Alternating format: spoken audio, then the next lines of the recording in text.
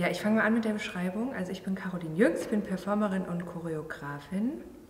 Ich trage heute extra für dieses Interview diesen schönen Morgenmantel, der glänzt, der ist so beige-rosa.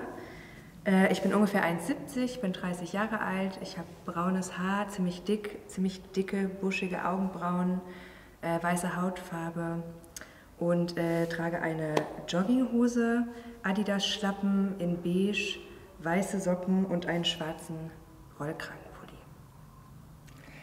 Ich bin Lisa Riekener, ich bin 31 Jahre alt, meine Pronomen sind sie und ihr, ich habe weiße Hautfarbe und ich trage gerade eine schwarze Cap, einen schwarzen Hoodie. Über diesem schwarzen Hoodie trage ich einen Seidenmantel mit Drachen drauf, auch extra für dieses Interview angezogen. Dann trage ich eine rote Trainingshose, Socken war in weiß und gemütliche Schlappen von Adidas, wenn ich hier Marken nennen darf. Also, wir sind hier gerade auf Kampnagel, weil wir unser Stück Rosla Rose proben. Wir sind hier leider ziemlich alleine, gerade weil alle Veranstaltungen, glaube ich, verschoben oder abgesagt wurden. Also es fühlt sich speziell an, sage ich mal. Und genau, wir proben dieses Stück, das eigentlich ein Live-Stück hätte sein sollen, das Mitte Februar Premiere gehabt hätte. Das wird jetzt ein Video, also wir machen so eine Form von hybrider Dokumentation.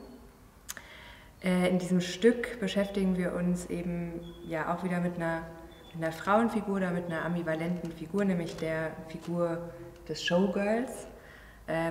Und aber auch genau mit Formen von Erotik, was ist Show, was sind Präsentationsformen, wie präsentieren sich Körper auf der Bühne, und da geht es natürlich auch ganz viel um diese Parallele zu der Arbeit, die wir eigentlich machen, oder zum Tanztheater oder zur Theaterbühne, und wir untersuchen ganz viel, wie wir selbst unsere Körper jetzt in diesem Stück zeigen, wie wir verführen, ob wir verführen wollen, wie sozusagen Verführung funktioniert. Da geht es ganz viel auch choreografisch drum, also auch als Arbeitsweise tatsächlich. Und es geht um so Formen von Spektakel und was erwartet sozusagen ein Publikum von dem, was auf der Bühne stattfindet. Was ist der Blick auf Körper? Also es geht extrem viel um das Visuelle an sich.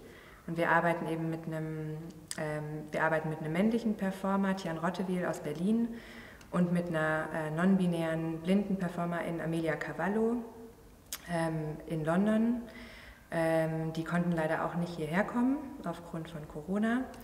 Wir arbeiten trotzdem zusammen, und es geht sozusagen auch in der Zusammenarbeit mit einer blinden Performerin ganz viel darum, wie wir übersetzen, was sozusagen das Visuelle, wir arbeiten mit Audiodeskription, das eben normalerweise ein Mittel ist, Visuelles in Worte zu beschreiben, also in Sprache zu übersetzen. Auch Theateraufführungen werden audio beschrieben, immer mehr. Und für uns ist es aber eigentlich ein künstlerisches Werkzeug, mit dem wir den Blick tatsächlich thematisieren. Wie wird auf diese Körper geblickt? Was wird als erotisch wahrgenommen? Und stellen eigentlich so hybride Formen von Erotik her. Die Sprache kann alles sagen, die Sprache kann sozusagen jegliche Körper behaupten, die Sprache kann verführen. Die Sprache ist auch für uns ein Weg der Vermittlung sozusagen, auch in den Proben. Oder eben Choreografie zu imaginieren. Und es geht eben ganz viel darum, was für ein Blick eigentlich geworfen wird auf Körper. Das heißt, da ist es auf jeden Fall eine feministische Arbeitsweise oder eine feministische Motivation dahinter, zu gucken, was ist das für eine Wertung in dem Blick, und wie können wir diesen Blick, wie können wir ranzoomen an diese Körper, wie können wir einen empathischeren Blick schaffen, eine Intimität schaffen und auch wieder Fragilität zu schaffen. Ein Kopf, ein Nacken, ein Ohr, ein goldener Ohrring, Stoff wird über den Nacken gelegt, in Falten, schwarzer Stoff, Fingerspitzen, rote Fingernägel, der Stoff rutscht über den Kopf, ein weißer Nacken. Genau, und wir arbeiten seit 2016 eben im Duo zusammen. Das ist auch noch in unserer choreografischen Arbeit eine Besonderheit, weil wir eben nicht alleine sind. Das heißt, wir haben bisher immer zu zweit gearbeitet, waren auch zu zweit immer auf der Bühne, choreografieren auch zu zweit. Und jetzt in diesem Stück ist es halt das erste Mal, dass wir noch Leute dazu holen. Das heißt, jetzt haben wir quasi ein Quartett oder ein Quintett noch mit 2 anderen PerformerInnen und eben Ursina Tossi als Audiobeschreiberin. Mein Name ist Ursina Tossi, ich bin Choreografin und Tänzerin. Meine Pronomen sind sie und ihr. Ich habe helle Haut, blaue Augen, kurze blonde Haare. Ich bin 1,60 groß, ziemlich muskulös und beweglich und ich trage gerade eine braune Hose aus Wolle, Wollsocken und ein schwarzes Leinenhemd und silberne Ohrringe. Also in Rose la Rose bin ich vor allen Dingen eine Stimme. Ich beschreibe, was auf der Bühne passiert. Also ich übernehme den Teil der Audiodeskription, wobei Audiodeskription auch als künstlerisches Mittel hier benutzt wird in dem Stück. Das heißt, ich beschreibe, welche Bewegungen auf der Bühne gerade passieren, welche tänzerischen Bewegungen, aber ich beschreibe auch den Bühnenraum selber, ich beschreibe die ganze visuelle Ebene und dabei fantasiere ich auch manchmal oder gebe auch so eine Richtung vor für die Tänzerin. Ein Bühnenraum, schwarzer Boden, ein Podium in der Mitte der Bühne. 2 Körper bewegen sich auf das Podium. Lisa Rickena und Caroline Jüngst. Die beiden selbst auf der Bühne winken uns zu mit ausdruckslosen Gesichtern. Der mediale Körper. Schützend halten sie ihre Ellbogen. Langsam recken sich die Fingerspitzen Richtung Decke, nach vorne. Schritte werden gemacht. Hände werden abgesetzt. Posen ausprobiert auf dem neuen Podest, das noch so neu ist, dass es noch nicht angestrichen ist. In den Proben zu Rose la Rose bereite ich keine Texte vor, sondern ich gehe direkt in eine Improvisation, wie die Tänzerinnen auch. Ich fange meistens an mit einer mehr oder weniger neutralen Beschreibung von Bewegungen, die ich wahrnehme auf der Bühne und gehe dann dazu über, das zu interpretieren, was da passiert, versuche dem neue Richtungen zu geben, unterbreche vielleicht auch mal mit Sprache. Manchmal setze ich dann auch aus und setze Pausen. Dann hat die Beschreibung sowas von einer musikalischen Improvisation. Dann gibt es Momente, wo ich so richtig dirigiere oder vorgebe, in welche Richtung das geht. Das führt zu Reaktionen dann auf der Performerinnenseite. Und manchmal ist es umgekehrt, dass dann so bestimmte Energien auf der Bühne entstehen, die ich dann einfach auf mich wirken lasse und versuche ganz subjektiv zu beschreiben. Das kann sich also manchmal anhören wie so eine Beschreibung einer Figur, dann eine Erzählung von einem Traum. Genau, so zwischen verschiedenen Texten variiert das, was ich da tue.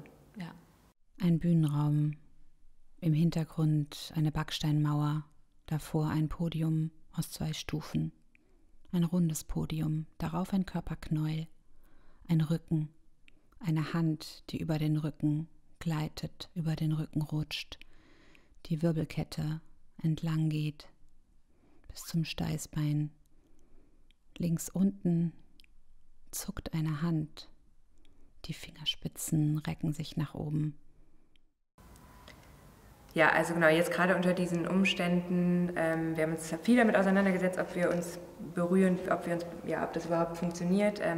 Wir sind jetzt tatsächlich eine Infektionsgemeinschaft, wir lassen uns regelmäßig testen und es ist aber, wir sind uns im Moment nah, also es findet nicht die ganze Zeit Berührung statt, es geht auch viel um Abstand, aber wir haben die Möglichkeit, mit Berührung und mit Begegnungen tatsächlich zu arbeiten und das ist gerade auch eine Insel in dieser Zeit und das tut total gut. Genau.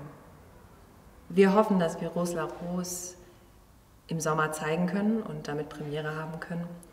Es stehen Termine in München an und Vorstellungstermine, aber ja, es ist wie gesagt, es bleibt gerade eine Hoffnung. 3 Körper stehen und winken ins Publikum. Sie stehen auf einer Linie, drehen sich um sich selbst. Legen die Hände aufs Gesicht, machen einen Schritt zur Seite, heben die Knie an, stellen sich wieder ab. Ein Schritt zur anderen Seite, Knie anheben, abstellen, abstellen. Sie schauen nach vorne, springen wischt sich mit der flachen Hand auf die Oberschenkel. Wir erarbeiten gerade so eine Mischform aus Szenen, die die Bühne zeigen, die die Performerinnen, also uns zeigen, die auf der Bühne agieren. Und dann wird es aber auch Videosequenzen geben aus London von Amelia Cavallo. Und sie können ja gerade einfach nicht hier mit uns proben und sind so gesagt immer oft in den Proben dann per Zoom zu uns geschaltet und erscheinen. Und da entsteht gerade ja, schönes, aber auch sehr privates und intimes Videomaterial, was wir einfließen lassen und einfädeln und einflechten in diese Bühnensituation. Da wird ein Monitor auch auf der Bühne sein, wo ja, Videosequenzen von Amelia sichtbar sind und hörbar sind. Und zur selben Zeit wird es Live-Situation und Live-Performance auf der Bühne geben. Die Kamera bewegt sich auf den Bildschirm zu. Auf dem Bildschirm ein Gesicht. Amelia Cavallo. Sie berühren ihr eigenes Gesicht, ihre Augenbrauen. Die Kamera fährt weg von dem Bild, dreht sich in den Bühnenraum. Das drehen wir ab, filmen wir ab und das ist dann ein Stand, es ist ein Stück.